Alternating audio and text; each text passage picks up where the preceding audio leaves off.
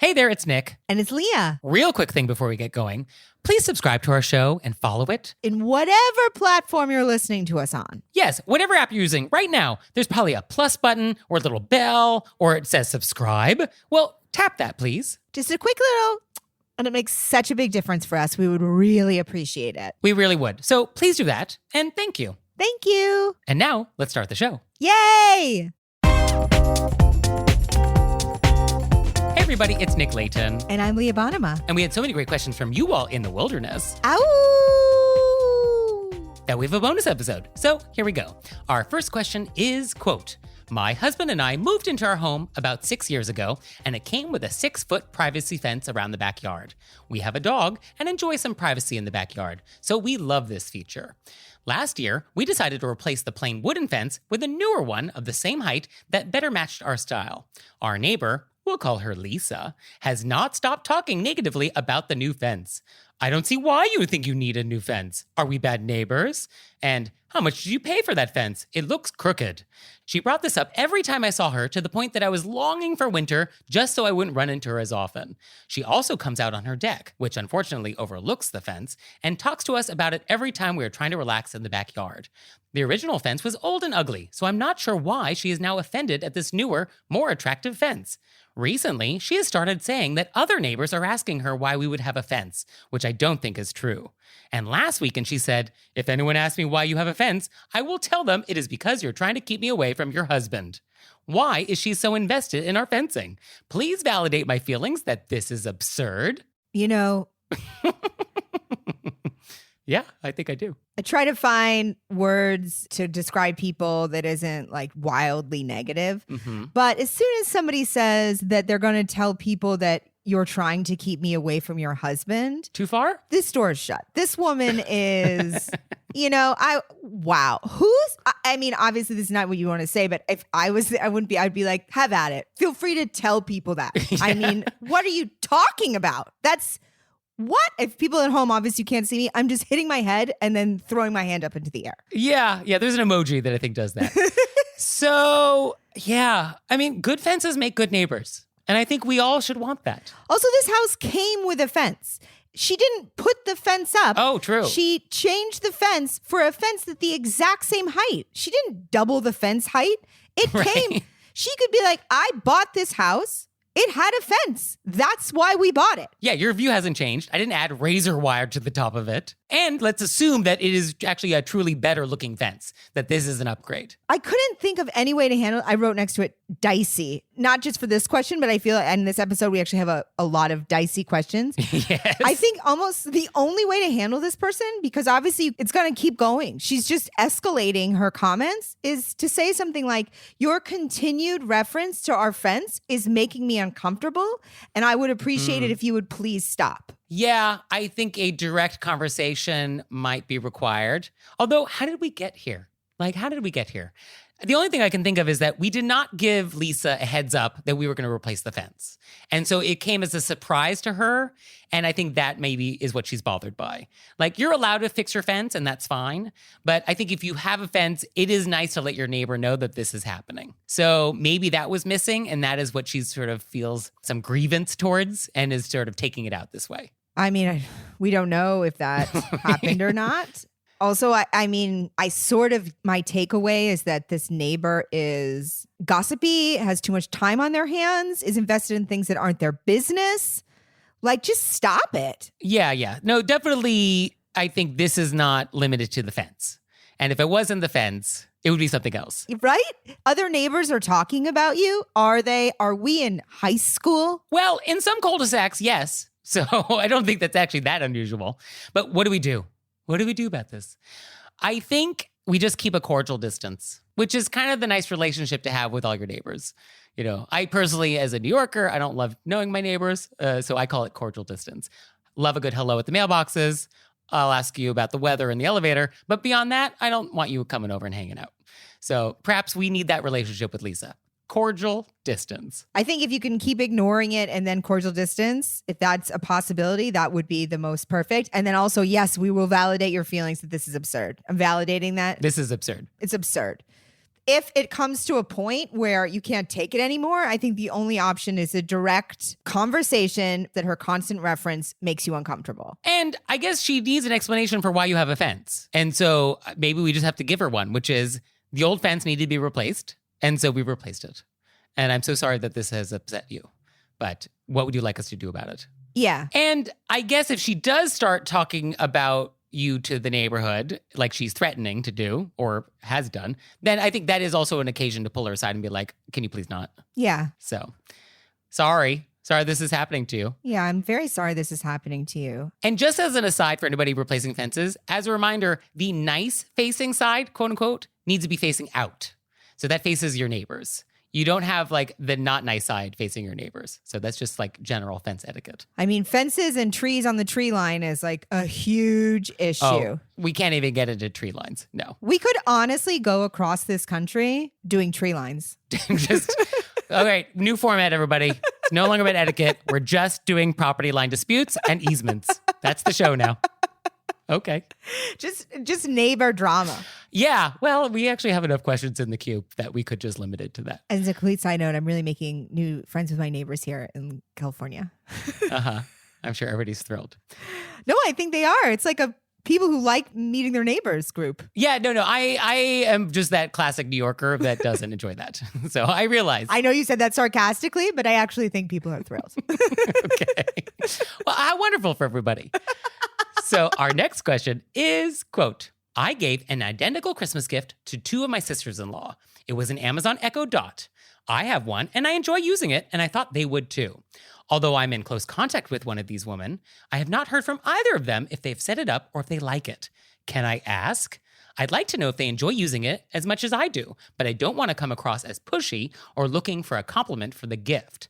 Ideas? I just want to say, I read this question a number of times because it resonated, made me anxious.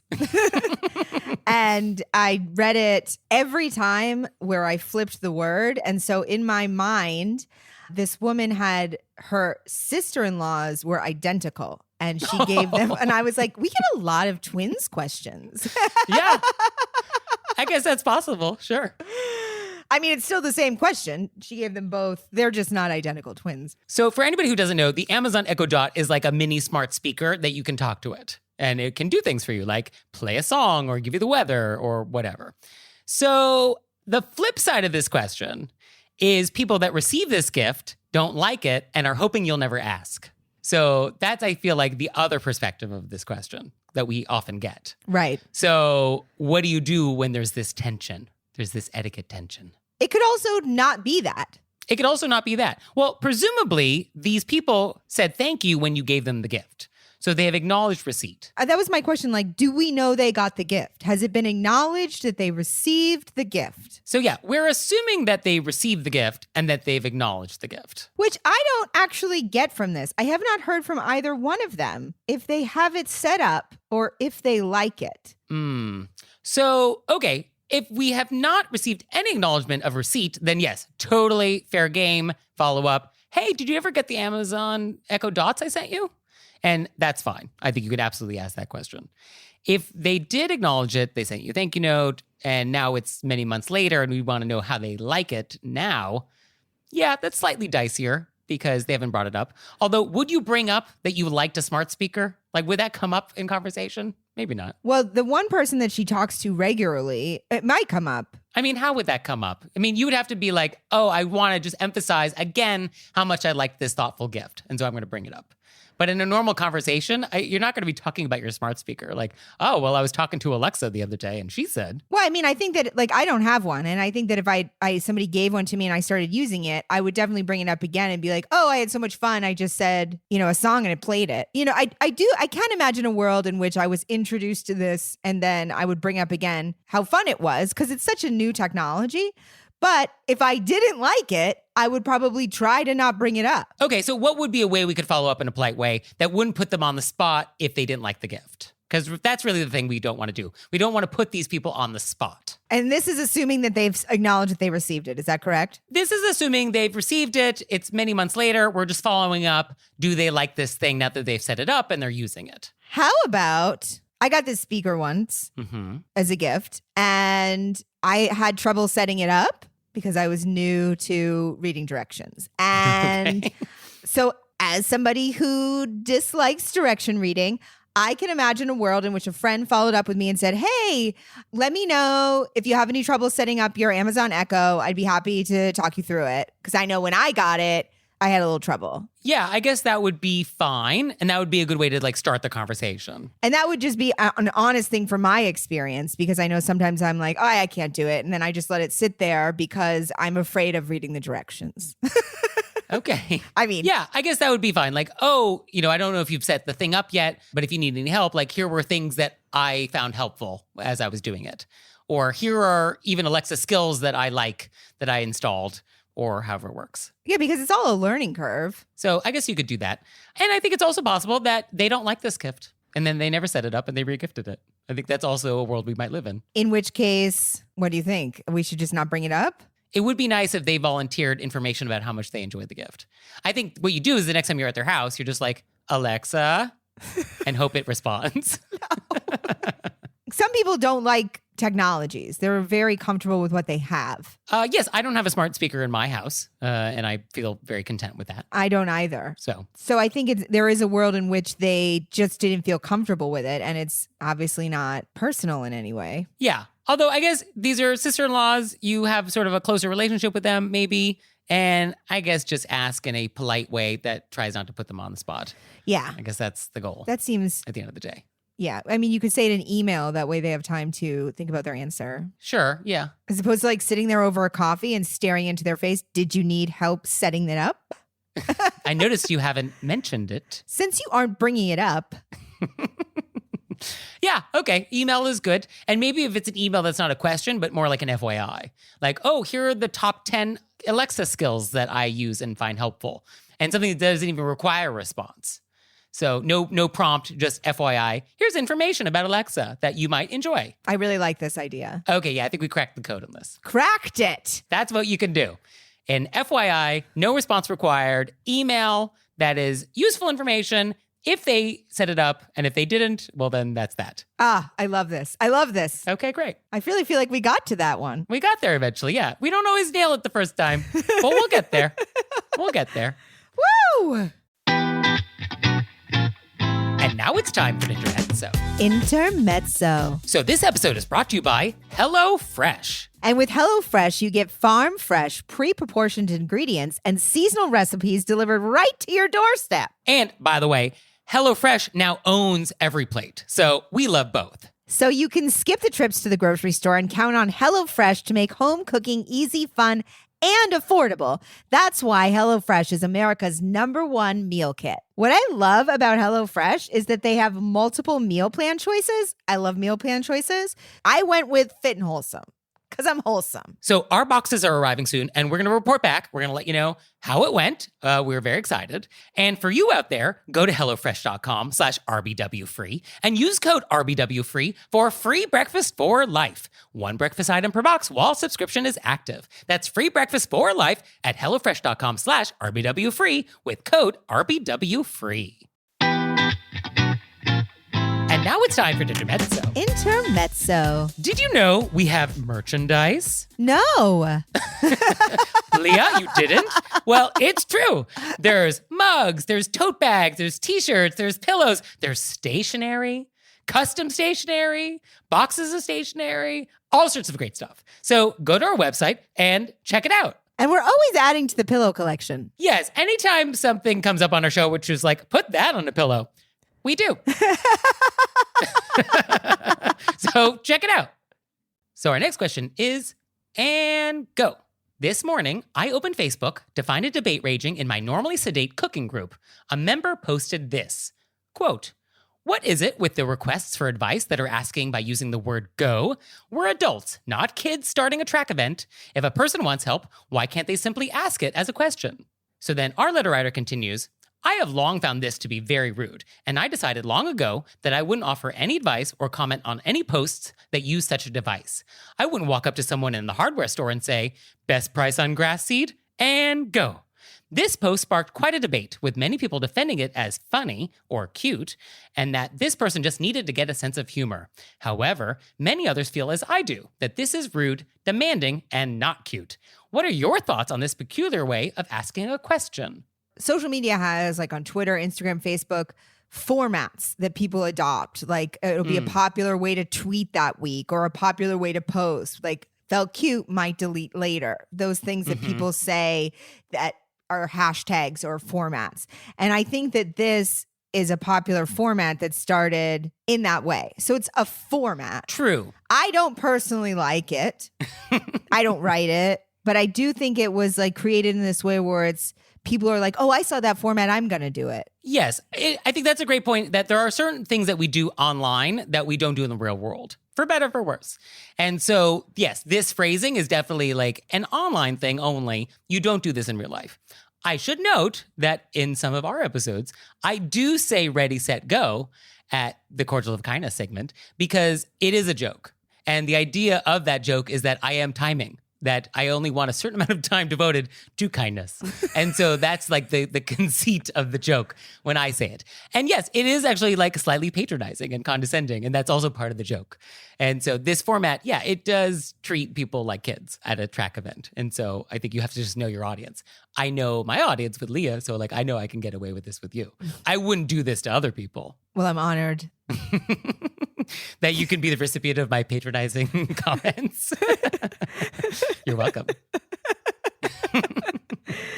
I mean, I feel like that, I don't know if this is, we didn't, but I do feel, did we answer it? Well, I think we agreed that it is problematic in real life. I think we're prepared to let it slide online. I think if you don't like it, you don't have to use it. I don't know if you necessarily want to withhold your information about, bechamel if somebody asks a question using this phrasing. So, you could just kind of let it go. So, yeah, I guess I kind of fall in the middle a little bit. I think you could also withhold your information if like questions like that irritate you. You know what I mean? But I also wouldn't engage in an argument about it. Yes. Some people use it, some people don't. I don't particularly like it. I don't use it. Yeah, this would be a good example of things that you should just ignore. Yeah. And so this is just that. Yeah, if it bothers you, just ignore it. I do think the reason it's a format is because people who use it think that being slightly, whatever that word is, it's not edgy. It's not edgy. It is like shooting a gun at a race, as you said. Go. They think that's funny. Whoever uses it, that's their humor.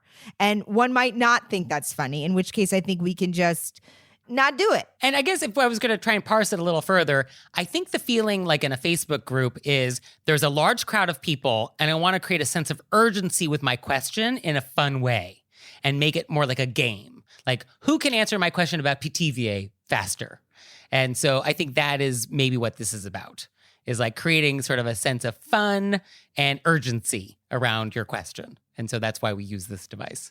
I also, and this is maybe a little bit, we'll see, sometimes certain people who I already maybe don't particularly like in a group talk in a certain way. So I'm more irritated by it because it reflects something in their personality that I already found irritating. Oh, yeah, that's a good point. Yeah, so often these things that we find annoying are really just further evidence of annoyance we already felt. Yeah, and it like highlights something in them. We're like, ugh. Yeah, no, that is very true. Because if somebody you really liked at this, you wouldn't notice. It wouldn't even hit your radar. But my guess is that those people that do it are already somebody who are not her favorites in this group. Yeah, it's like, ugh, Lisa again with the question about metric conversions. And go, Lisa. Why don't you go? Right. So, okay, there's that. So our next question is, quote, what's the general rule for sending a second email after your first one has been ignored for a few days? If it's not something time sensitive, I usually wait a week. Is that too little? And how apologetic should this second email be? Should it be apologetic at all?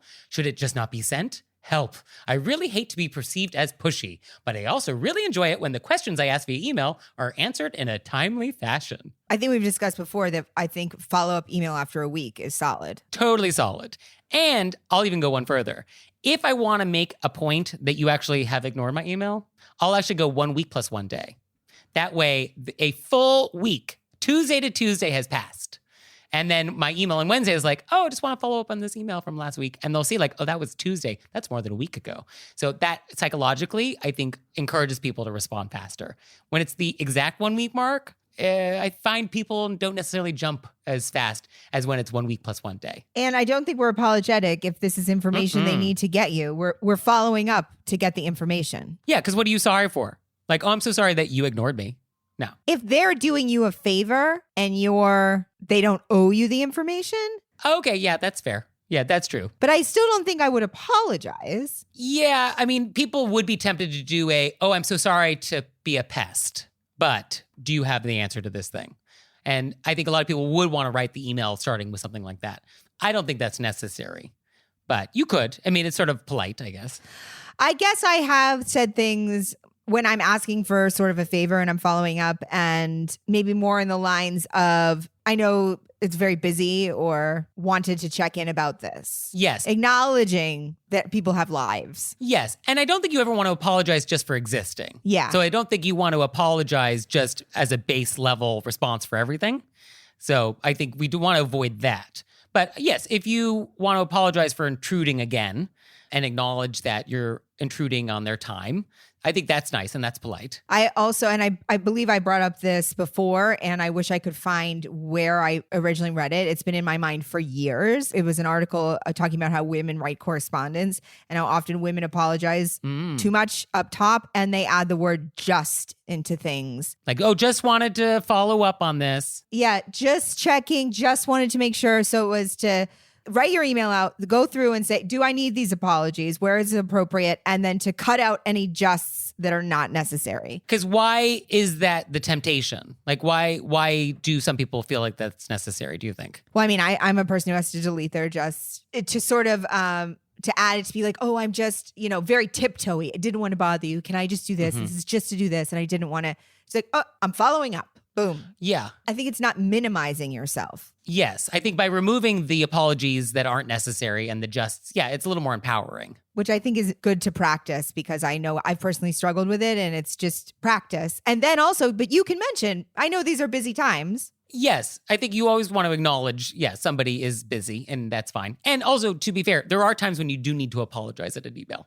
So the takeaway here is not that you never have to apologize via email. It's just the unnecessary apology. Yes, definitely sometimes we need to apologize. Correct. Yeah, just to make sure you're apologizing when it's appropriate. So I think a few days, a week, even a month. I mean, I think you just want to pick a schedule that makes sense for what you're asking, and then stick with that. Sounds good to me. And as a separate thing, sometimes what I will do if I have not got a response is I won't follow up. I'll just resend the original email. So that's a little aggressive. That's a little varsity level. You have to be very careful because the etiquette on that is very complicated. But I do find that that can be effective. And it's just like, oh, here's an email that you never got before. I'm just sending the exact same thing. It's just resent. Every email program has this feature. So it's just like, oh, I'm just resending it. It's new to you. And we're just going to assume you didn't get the other one. And then we just have this fiction that like they didn't ignore the other one. But that's varsity level, everybody. That's not for everybody. It's not entry level. So when you're ready for that, though, keep that in mind. I'm still back on the intramurals. So our next question is, quote, we just met some new friends that live in our building. They invited us for dinner at their place, and it was lovely. We brought a bottle of wine for dinner, and one as a gift. Was that an acceptable hostess gift? We're also wondering if we have to return the favor and invite them for dinner. I think that the bottle of wine for dinner and a bottle of wine as a gift is nice. Yeah, so my question, though, is, okay, I brought 2 bottles of wine. Was I told specifically to bring a bottle of wine that we were going to be having with dinner? Because, like, why are there 2 bottles of wine? Well, I'm assuming that they were asked to bring your beverage. Okay. So it was like, oh, BYOW. Yeah, bring what you like to drink. Okay, if that was the invitation. Because I do want to just remind everyone that anything you bring to a dinner party, that thing is not going to be enjoyed at that meal. Do not bring something that you expect to be served at that meal. It's for later. So if you bring a bottle of wine, like that's for later, you should not expect that to be opened at that meal. Same for anything else. So I just want to make sure that we all know that. I think, I assume that's what it was because usually people are like, oh, bring a dessert or bring a beverage and we'll do the rest. And then the rest was the other part was a gift. Yeah. If there's instructions, that's all. Always just follow the instructions. But if there's no instructions, then whatever you bring as your hostess gift, that's like not going to be enjoyed then. So we're just going to assume that you were told to bring a bottle of wine for dinner, and then you volunteered to bring an extra hostess gift, which was also a bottle of wine. I'm assuming that's what the situation is. I would say that unless you're very close friends, in which case, like, you can go over to your friend's house and be like, I brought this wine, I love it, and just open it up and start gulping it. Sure. Yeah. These are not close friends yet, although it sounds like we're getting there.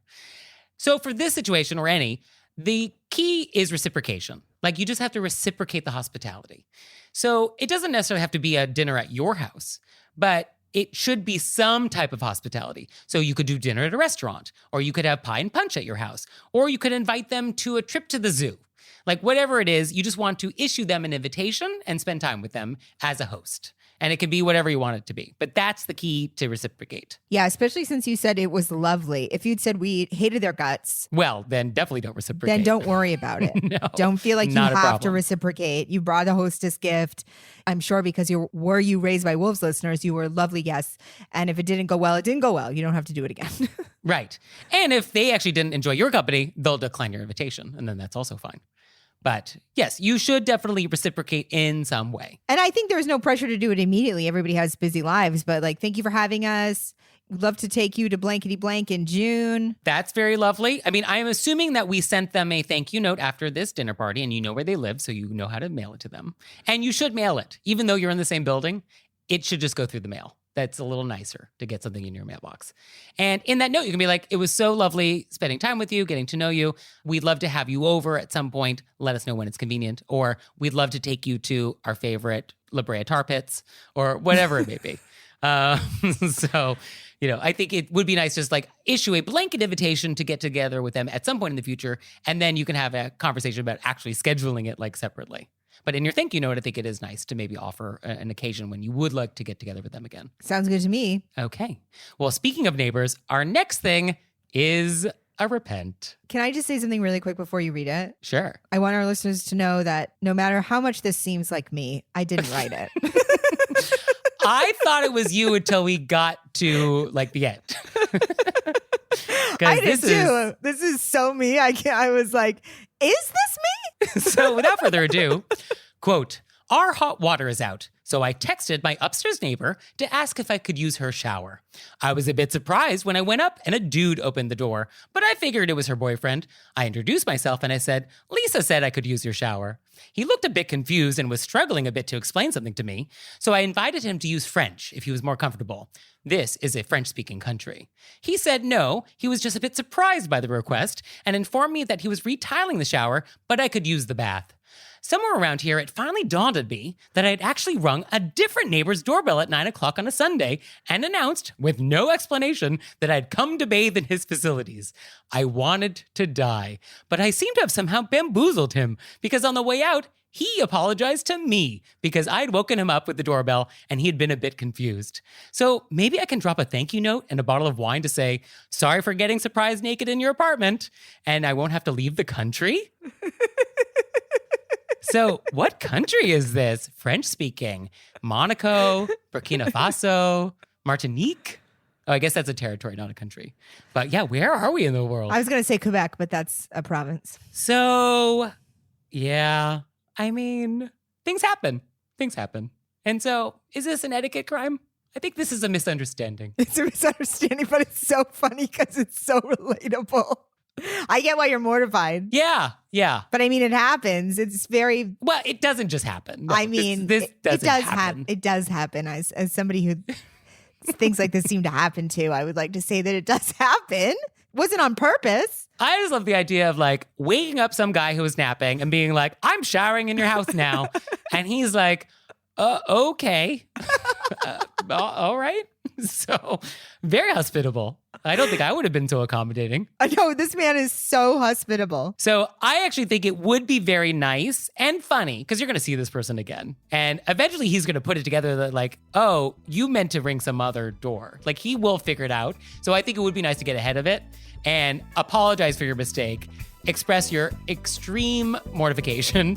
And yeah, I think a bottle of wine, very nice gesture. Yeah, I think that's perfect. And I think obviously he's the kind of person who let you in. Yeah? I think he would appreciate it. Yeah, I think he will appreciate it, and I think you guys will have a good chuckle over it. Definitely. So, do you want to give us a good chuckle, or do you have a question for us? Let us know. You can let us know through our website, wereraisedbywolves.com, or you can leave us a voicemail or send us a text message, 267-CALL-RBW. And we'll see you next time. Bye. Bye.